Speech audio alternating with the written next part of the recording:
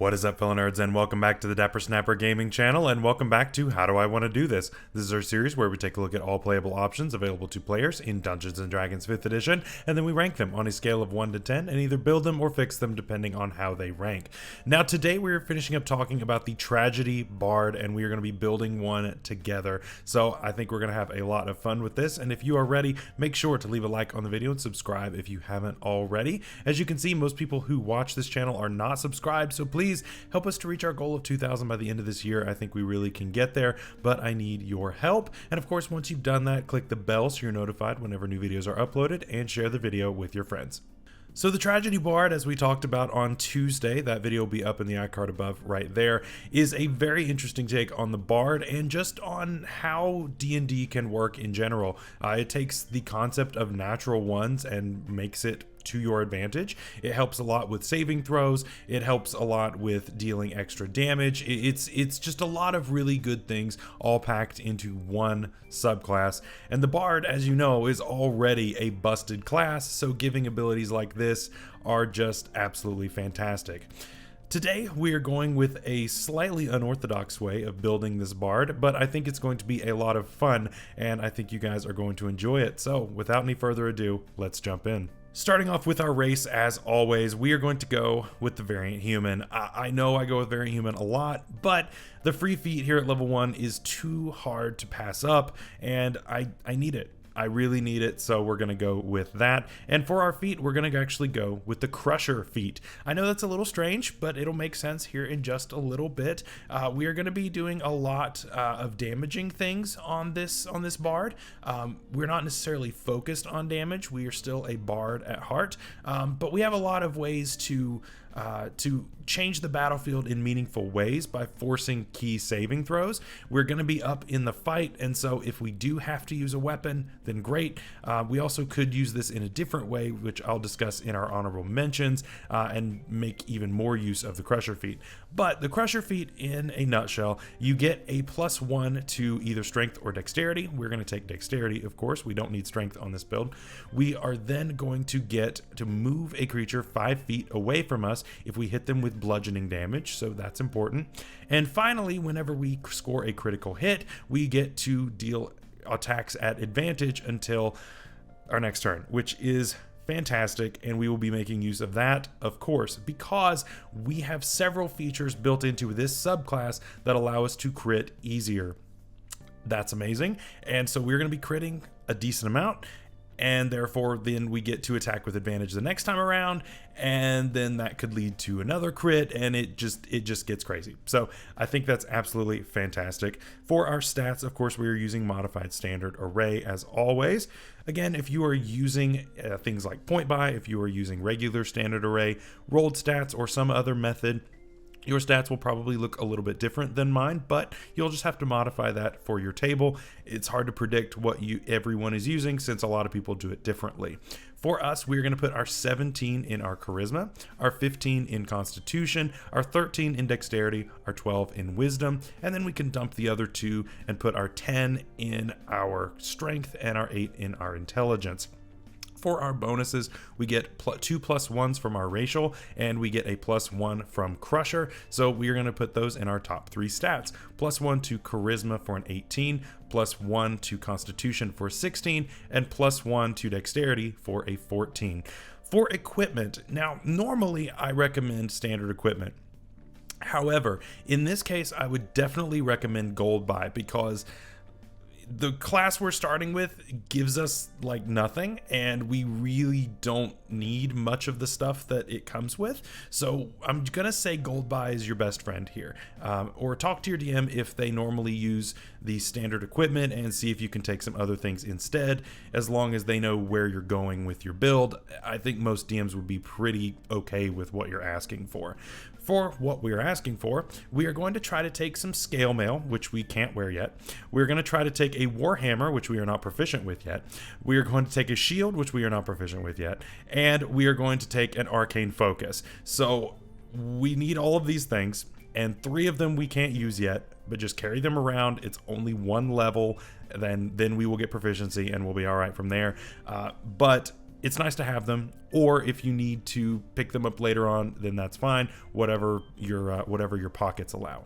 So at level 1, we are going to start not with Bard, but with Sorcerer. And Sorcerer gives us some really cool benefits here at level 1, namely Constitution saving throw proficiency. This is going to help us with maintaining concentration, and this build maintains concentration all the time. There are a ton of spells that we are going to be taking that require concentration, and you're basically going to be concentrating on something at all times. It's just part of it, and so the easier it is for us to maintain that concentration, the better off we are going to be. And so yeah, we need every advantage that we can possibly get, and we will of course make this even easier to maintain as we go, but we'll just have to hang on for a little bit. We are starting off of course with Sorcerer, so we of course get our subclass at level 1 along with spellcasting. And we are going to go with the Shadow Sorcerer. The Shadow Sorcerer just fits with the different feel of this bard. You know, I think that it's a lot of fun to play this sorcerer. We have not covered this on the channel just yet, but we will in the near future, I think, and it's going to be a lot of fun. But we get Eyes of the Dark, which gives us dark vision out to 120 feet. This fixes our lack of dark vision on Variant Human, so we are doing a fantastic job so far. We also get the Darkness spell, and we can use sorcery points to cast it and see through it, which is really great. We probably could make use of that as we go. We'll talk about that briefly as we go on. We also get Strength of the Grave, which makes us a little bit harder to kill as well, which is of course amazing. Then we get to our spells. Let's talk about our spells very quickly. We're going to get a lot of cantrips on this build, and so cantrip selection is very important, and where you take certain cantrips kind of matters. And so I've picked out some cantrips that I think will work great. Booming Blade is one that I would take here. I know Booming Blade is weird, and we don't have proficiency in the weapon we're looking to use yet, but we are going to go ahead and pick it up now, and it will all make sense here in just a little bit. We will pick up Firebolt because that's just a really reliable damaging cantrip, really good. Mage Hand, one of the best cantrips in the game, along with Prestidigitation, same thing. And for the last cantrip that you will get, I would probably go with Mind Spike. Mind Spike doesn't do all that much damage, but it does give a negative D4 to the next saving throw your target makes, and it's an intelligence saving throw. That is the best saving throw that you can possibly target in the game. And second to that is Charisma, which is what we are going to be forcing most of the time once we are into Bard just a little bit. So we are going to be really good in the saving throw department as far as forcing appropriate saving throws that are hard for our opponents to make. We also get first level spells here. I'm just going to recommend 3 here because we're not taking a ton of levels here at the beginning, and then we're going to come back to Sorcerer later on. But I would say things like Burning Hands, again, saving throw. Magic Missile, which is just your guaranteed hit if you can't roll very well, and Shield for the defensive feature. You can't leave home without Shield.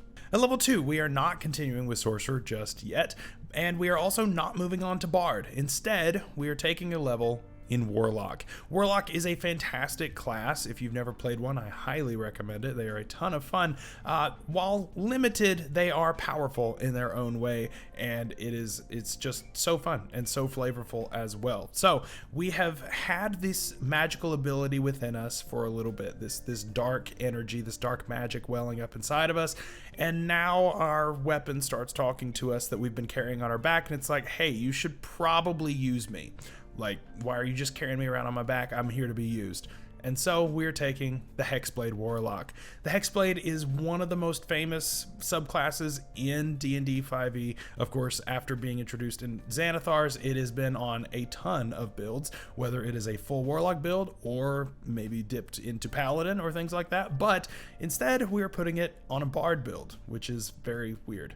But as far as one level of Warlock, we get a lot of things. Number 1, we do pick up our Hexblade's Curse. And Hexblade's Curse allows us to curse a target that we can see here, and we get a number of benefits against that target. Number 1, we deal extra damage to them, which is great. We can crit twice as often, which is amazing. Again, comboing with our Crusher feat. And we can heal whenever we slay that creature, which is really, really awesome. It is based on our Warlock level and our Charisma mod, so, you know, the most we're going to heal is 6, but that's okay, right? It's still something. It's more than 0, and so we absolutely will take those. We also get Hex Warrior, and this gives us proficiency in martial weapons, in medium armor, and in shields. So now all of those things you've been carrying on your back for that one level, you can use now, which is fantastic, and that definitely helps you to be a lot more flexible. Now, unfortunately, we cannot use our weapon as a spellcasting focus. We do not have the Eldritch Invocation for that with improved Pact Weapon. So we do have to swap between weapon and arcane focus depending on when we are casting spells. You could hold one in each hand and put the shield away. You could hold one or the other and the shield, whatever you want to do, but just keep in mind that you do need that free hand in order to cast the spells. So you can't use your weapon as your spellcasting focus. We're just not going to be able to go that deep into Warlock and still get all of the things that we want out of this build. So sorry, we just don't have enough levels.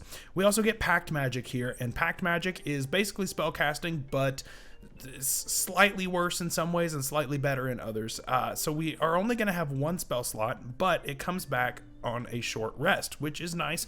And it also does combo in with sorcery points, which if you've ever heard of a coffee lock before, there are crazy things that can do. This is not a coffee lock build by any means. But if you'd like to see my take on the coffee lock, let me know down in the comments below. That'd be a really nice bonus build for us to do at some point.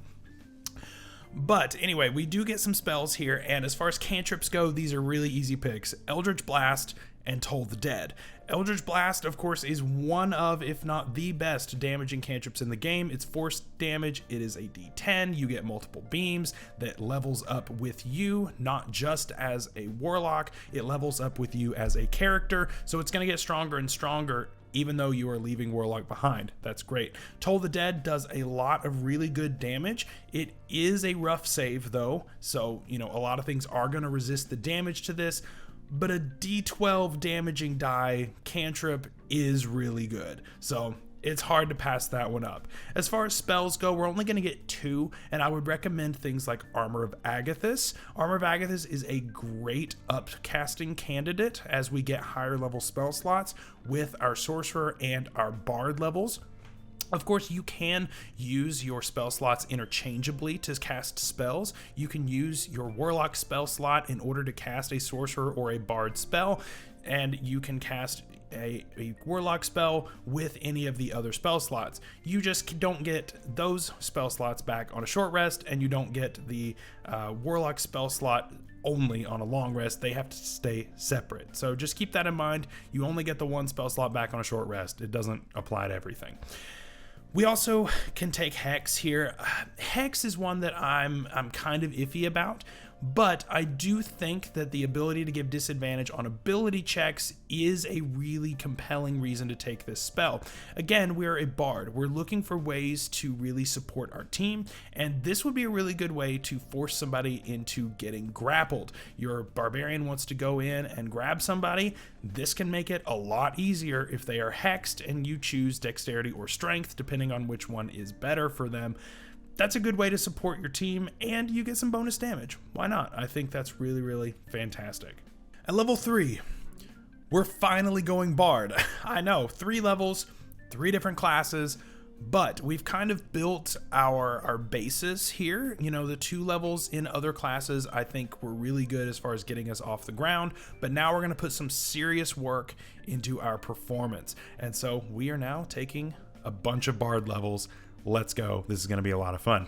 At level 1, we of course get spell casting here, so more cantrips and more spells that we have access to. And we also get our Bardic Inspiration, which is currently a D6. This is arguably one of your best features that you're going to get as a bard among all of the other busted features that you just get as a bard. But this allows you to give this to your friends, and they can get a bunch of different bonuses to it, to D20 rolls.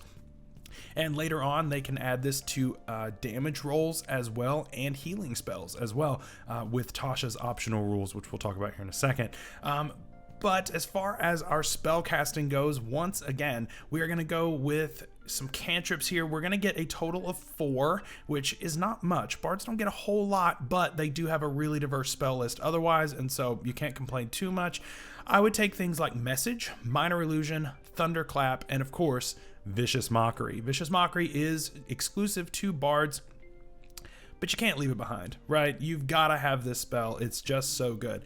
First level spells for Bard. Man, like there are so many good ones that really, really fit this build. I'm naming a few of them, but there are definitely some that I'm leaving out. Bane is fantastic. And of course, you could change the saving throw on this if you wanted to. And as we gain higher level spells, I would recommend not using it for that. But Bane is fantastic for helping to lower enemy saving throws and just any d20 rolls going forward, which is great. You have Charm Person, Cure Wounds. Dissonant Whispers, I think, is a must-have. It really fits the theme that we're going for on this. Fairy Fire, can't go wrong there. Healing Word, Silvery Barbs, because Silvery Barbs, I know, hate on me down in the comments because Silvery Barbs is busted. And Tasha's Hideous Laughter is also really, really good. Another classic spell for Bards to take, and it's fantastic, right? And again, once we get high enough level, we can make this a lot harder for them to succeed on their save, and it's just gonna be fantastic. At Bard 2, we get Jack of all trades. So this is going to help us with a ton of different things, including initiative and many other of our ability checks that we do not currently have any proficiency in. It also applies to counterspell checks. I don't know if any of you knew that, but this is why bards are some of the most busted counterspellers in the game, especially lore bards, but we'll take it on these as well. Yeah, really amazing counterspellers. They do a really good job. Song of Rest we also get here as a D6. I'm wondering what you think is going to happen to Song of Rest and things like Arcane Recovery and these things that happen on a short rest. As short rests are currently being phased out of 5th edition, what do you think the alternative is going to be? Are we going to lose these features, or are they going to be proficiency bonus times per day? If so, how's that going to work? I'd love to know down in the comments below. We also get Magical Inspiration here, and this is what I was talking about earlier that allows us to add Bardic Inspiration to our damage rolls and healing spells. This is new to Tasha's, so not every DM is going to use this. I do use this at my table, but that's just me. Make sure you talk to your DM, but I would say that by and large, because it is official material, most DMs are using this, so you've got a pretty good shot that they're going to allow this. At Bard 3, we of course get to choose our subclass, and we are of course going with the Tragedy Bard. Tragedy Bard gives us Poetry and Misery, as well as Sorrowful Fate, and we of course also get Expertise, which is amazing. With those two features, we can of course get back a Bardic Inspiration on nat 1s that happen near us. That's amazing, right? Bardic Inspiration is already really difficult to keep up with because they are on a long rest for now. You still have to wait until a little bit later, specifically Bard 5, to where they switch over to a short rest, but for now it's a long rest, and so you only have so many. So getting one back and being able to just restore those whenever your friends do something really dumb, this is great. I think that's an amazing thing. It allows you to be that much better at your job of supporting your friends. I love it. It's great. And then of course, Sorrowful Fate is also there to help out a lot. Again, we've went into a lot of detail on this on Tuesday. We also get second level spells here, and Aid is a really great one. It's technically, I guess, optional on this kind of a build, but it's nice if nobody else has it, because this just raises your maximum HP limit, and that's great. That's really, really fantastic. Cloud of Daggers is a spell that I wanted to talk about for just a second. Cloud of Daggers would work really well with our Crusher feat that we have taken on this build. Being able to push someone back into the Cloud of Daggers is really handy because they can take the damage when they are thrown into it, and they take their damage when they start their turn there. So this is why forced movement is so good, right? The only problem with this is that it's an action to cast this spell. So you would have to cast this spell. It's only a 5-foot square. And then the next turn, you would have to hope that an enemy has moved into a spot that is advantageous. And then you push them into the swords. That's a little difficult. And honestly, with this build specifically, I don't think that it is worth taking that, because we are really not so focused on dealing damage for ourselves. We're really more focused on helping our friends to deal damage and putting the enemies in really bad positions. That's more of our focus. And so I would say probably don't take Cloud of Daggers, but it is something to consider. One that you shouldn't consider and should just take is Enthrall, however. Enthrall is amazing. Enthrall allows you to become the center of attention, like all bards want to be, and more importantly, this helps to protect your friends, and I absolutely love that. We've got a decent AC right now, which is great. Usually bards don't get to say that, and so we're doing all right. We can kind of hold our own against most things, and so we can draw that attention in and do pretty well. So I think that's great. I think Enthrall is fantastic. Hold Person, that's a huge one. Hold Person is an amazing spell to get here, of course, because you can change this to a charisma saving throw now. That's fantastic, and now it can deal psychic damage because of our previous Sorrow for Fate feature, which is great. Lesser Restoration, of course, if you don't have a cleric doing that. Phantasmal Force is a decent option. I don't think it's the best option in the world, but I think it's all right. And then Shatter, of course, if you want to take that as well. At Bard 4, we get an ASI or a feat, and I'm just going to take an ASI here, because we are forcing saving throws. That is our whole thing on this build. And what is the best way to make this work? Maxing out our charisma, making our spell save DC as high as possible. So that's what we're going to do. We're just going to put a +2 into charisma and max that out here, and that feels really good. At Bard 5, we get our Bardic Inspiration upgraded to a D8, and we get Fonts of Inspiration. So not only is our Bardic Inspiration better, it is also coming back on a short rest, as well as your 1 Warlock spell slot, which is great. So you have a lot of reasons to short rest now, and you also get Song of Rest, which is all happening. So, you've got some pretty awesome short rest stuff happening right now, and these are all fantastic things. What's even more fantastic is 3rd level bard spells, where you pick up Hypnotic Pattern. Hypnotic Pattern is one of the best spells in the game, and the way to make it even better is to make it a charisma based saving throw. This makes it so devastating for your enemies, right? A lot of enemies can usually pass the wisdom saving throw. A charisma save is a lot harder, and it makes this really tough and can really mess up your opponents and put them in a really bad spot. This just incapacitates them, and it can incapacitate a lot of people if they are all grouped together. This can be devastating for the enemy, and I absolutely love this spell. On top of this, you have Mass Healing Word, which is great, and if you've got room, Slow. I think Slow is a really great one, especially for enemies that have multi-attack. You can just do so many great things with this spell. It's endlessly useful, and you can still cast it as a 3rd level spell. And it is endlessly useful even against high level monsters, right?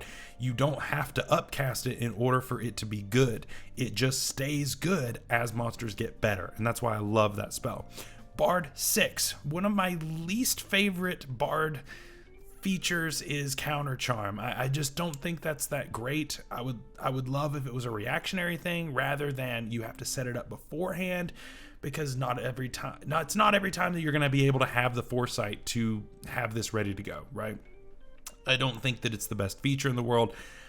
Normally I multi-class right before this level, but we get Tale of Hubris and Unstoppable, and so I don't want to give those up. I think that those are really fantastic. I think that they really help us out here, and I can't let those go, right? So I'm gonna go ahead and keep pushing on. And if we're going Bard 6, we got to go Bard 7, because Bard 7 gives us 4th level Bard spells, and you want to know something? Almost every single 4th level Bard spell is good. Almost every single one of them is fantastic and worth taking, and so I'm just going to say pick your favorites for 4th level Bard spells. They're all fantastic. The big one, of course, is Polymorph. Of course, Polymorph is fantastic, and you can, of course, make this save stick a lot easier, but every spell pretty much is amazing on the 4th level list for bards. You can't go wrong. With that secured, we're going to go back to Sorcerer. As Sorcerer 2, we get Font of Magic, and this gives us our sorcery points. One of our best features as a Sorcerer. This is where we finally get it. And yes, here we are at level like 10, and we're finally getting this. It's been a while, but we're going to get there, and this kit is going to come together. Of course, this is a late game type of character. It takes a lot to get everything under its wings, but we're going to get there. Don't worry, it's going to happen. We get our Font of Magic, so we're going to spend those on our Magic options that we get at level 3 in Sorcerer, which we get now. We're going to pick up 2, and we get Quickened Spell, which is one of the best options in the game. It allows you to cast a spell that has a casting time of an action as a bonus action, which is amazing. Namely things like Hold Person. Hold Person, of course, causing paralysis, which is one of the most devastating things in the game. And then you can run up to somebody and crit them and deal a ton of damage, and it's just a bloodbath at that point, especially if you have a paladin or rogue that comes behind you. Yeah, that creature is going to have a really hard time surviving anything after that. We also are going to take Heightened Spell. Heightened Spell is going to be used very rarely, but when you really need it to stick, when you've got that big bad in a situation where if I can stick this one spell, then this is going to absolutely destroy his or her life, and this thing is over. That is the time to use Heightened Spell, because not only can you force it to be a charisma save, you can give them disadvantage on the save. This is basically guaranteeing your success. I would not recommend doing this on something with legendary resistance, because that is too many resources to use at one time just for them to pass anyway because they say so. Do not use this on creatures that have that. It's not the time. I think use this on something that has either used all of them or something that just doesn't have that feature at all.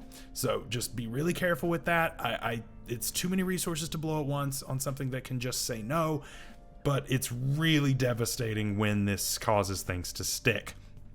We also get second level spells here for the Sorcerer, and I'm gonna also say pick your favorites here. If you wanted to, you could take things like Misty Step. Misty Step, of course, is a fantastic way to get around the battlefield, and of course, Shadow Blade is not a bad option either. This can be upcast, of course, with your higher level spell slots to deal extra damage, but at the same time, it's not doing bludgeoning damage, so you're not going to get the Crusher thing, so just be careful with that. I would say probably don't take it, but it's an option if you're feeling froggy for it. As Sorcerer 4, we're going to get an ASI or a feat, of course, and this is going to be great. We're going to take Warcaster. It only took 12 levels, but we're finally with it, and this is going to save you a lot of headache, of having to, do somatic components and putting away your shield all the time. It allows you to do your somatic components even when you have your hands full, which is great. So that's fantastic. What's even better is that we can now cast spells as reactions whenever there's an opportunity attack to be made.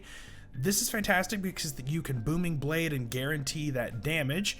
You don't get Booming Blade on the movement from Crusher, but you do if they are actively running away from you. So that is a great way to pile on all that damage. And of course, this is scaling. It just scaled last level at level 11. So we're dealing a decent chunk of damage here as an opportunity attack, which I absolutely love. Most importantly, though, we get advantage on concentration checks, and this has been a long time coming. We've definitely wanted this for forever, and now we have it. So maintaining concentration just got a whole lot easier, and as we're heading into tier 3, it's basically necessary because our high-level spells are so costly that we really don't want to be losing them ever. So this is fantastic. As Sorcerer 5, we of course get Magical Guidance, and Magical Guidance it's something that I don't use all that much. I don't think it's all that great of a feature. But what is great is third level Sorcerer spells where we can pick up things like Counterspell, Fireball, or Haste. All of these are fantastic. Of course, Counterspell is amazing on bards, and so it is something that I would either pick up now or as a magical secret as we go on. Fireball, of course, because now you can make a charisma save Fireball, and that's just fun, right? That's just awesome. And of course, Haste is Haste, right? Haste allows you to be a better bard because you are being a support character giving buffs to your allies, and I think that that is really, really awesome. Now we make our way back to Bard, and we're going to stay there the rest of the way. At Bard 8, we get an ASI or a feat, and we're going to go ahead and put +2 into Constitution. That gives us an 18 Constitution, again helping our concentration checks be easier to maintain. At Bard 9, we get Song of Rest upgraded to a D8 and 5th level spells. Dominate Person, Hold Monster, Mass Cure Wounds, and maybe Synaptic Static are all really good options. Those are fantastic for this level, allowing you to take control of or hold certain things in place. And yeah, of course, remember, we can always upcast these if we ever need to, because we do have higher level spell slots than spells that we know, and so we can always use these at higher level.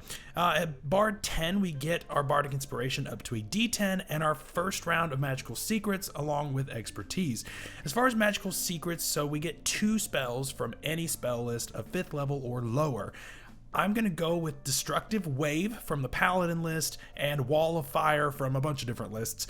Destructive Wave is just a great way to deal a bunch of damage, of course requiring a saving throw, which we could make Charisma if we wanted to. Wall of Fire is an amazing battlefield control spell, of course also having a saving throw. But Wall of Fire is probably our best option here.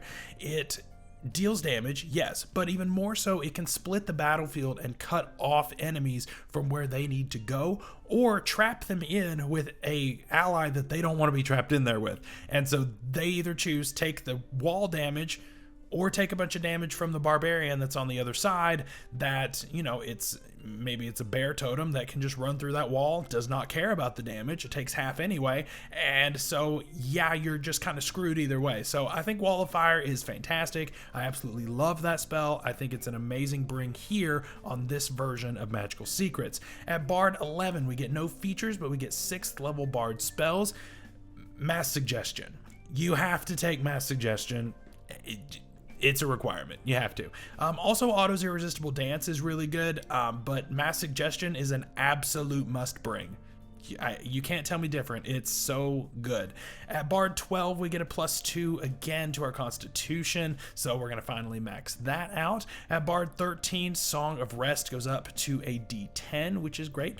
We also get 7th level spells. Force Cage is awesome. Normally, I would not suggest Prismatic Spray, but you know what? I'm gonna recommend it here because, again, saving throw that normally would be easy to pass, but not so much when it is moved over to Charisma. Symbol also is my final choice there for 7th level spells. And finally, level 20, Bard 14, we get Magical Secrets once again, and Nimbus of Pathos, which is an amazing feature to get at 20th level. I think that it is an amazing capstone, and honestly getting it at 14 is a steal if you go straight Bard, but getting it at level 20 I think is fantastic. I wanted to make sure I got it at some point, and so now here we are. For our 2 spells that we get here, I'm going to go with Finger of Death because Finger of Death is just awesome, and that is an amazing spell to have here as a 7th level spell. And Firestorm. Now, Firestorm I'm not as keen on. There are definitely some other options that were up there, but I think Firestorm ultimately is going to be a really good option as far as dealing a bunch of damage all at once to a bunch of different things. So that is all for today's build. Let me know what you think down in the comments below. Finally, let's talk about our honorable mentions as we end this video, and I came really close to making this a Conquest Paladin. Conquest Paladin is really good. It has a fear effect that can do some wonders, and paired up with its 7th level ability in order to make their speed 0, there's a lot of really, really fun interactions that you can have. Problem is, it's level 7 and I want Nimbus of Pathos, and so I just wasn't willing to go that deep into another class in order to give up that amazing ability. So unfortunately couldn't do that one. The other one that I came really close to doing was a Dow Genie. The Dow Genie Warlock is a really fantastic bring. and it allows you to deal a little bit of extra bludgeoning damage whenever you hit with an attack roll. This includes things like Eldritch Blast or Firebolt or anything like that. You can deal a little bit of bludgeoning damage, therefore activating Crusher. And I think this is fantastic. This allows you to move around creatures even if they're farther away. You don't have to be right up in their face. So there's a lot of really good things here, but as far as having a weapon out and having a good option if they are up on you, you don't have that if you don't go with something like the Hexblade. So this is definitely like right there. This was originally what it was. I had less levels of Sorcerer and I had more levels of Warlock originally, but I do think as far as spell selection goes, I do think that we came out ahead with Sorcerer, but I think features wise we probably would have come out ahead with Warlock. So it's a give and take. I can definitely see going with one or the other as far as this goes. As far as feats go, I really wanted Eldritch Adept. I really wanted to be able to make time to grab that in order to grab an invocation or two. Warlock invocations are so strong, and we would have met some of the requirements to take some of the invocations that are normally locked behind these requirements.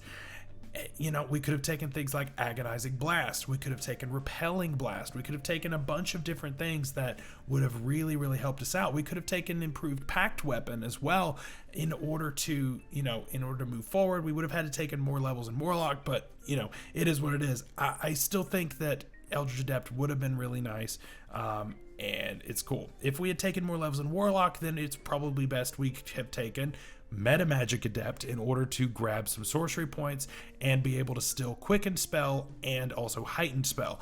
I think these are just both so crucial to this kit that it would be nice to have them, if nothing else, through a feat. And so that is my other suggestion there. And finally, racial options. I have two. Number one is the Leonin. Leonin, of course, has a bonus action fear effect that, of course, requires a saving throw, which if you wanted to use your bonus in order to turn that into a charisma save, you could. I personally don't recommend that because I think that's a waste, but it's there if you wanted it to. And I think that fear effect really fits with what we are going for as far as, being this like scary, shifty kind of guy who just loves when things go wrong. And I think that's cool. And finally, the Goliath. I know the Goliath is kind of strange, but Goliath with Armor of Agathis is great. And Goliath with concentration on spell is also great because you can reduce damage taken to yourself. That's fantastic. And so that allows you to maintain concentration easier, and it allows your Armor of Agathis to deal out the damage while also you not taking nearly as much damage and being able to keep Armor of Agathis up for longer. So that is all for today's video. I hope you guys enjoyed. Let me know what you think down below. Next week, we are going on to the Blood Cleric, and things are going to get a little gross, but it's going to be a lot of fun. So until then, stay safe out there, stay healthy, and we'll see you later. Bye-bye.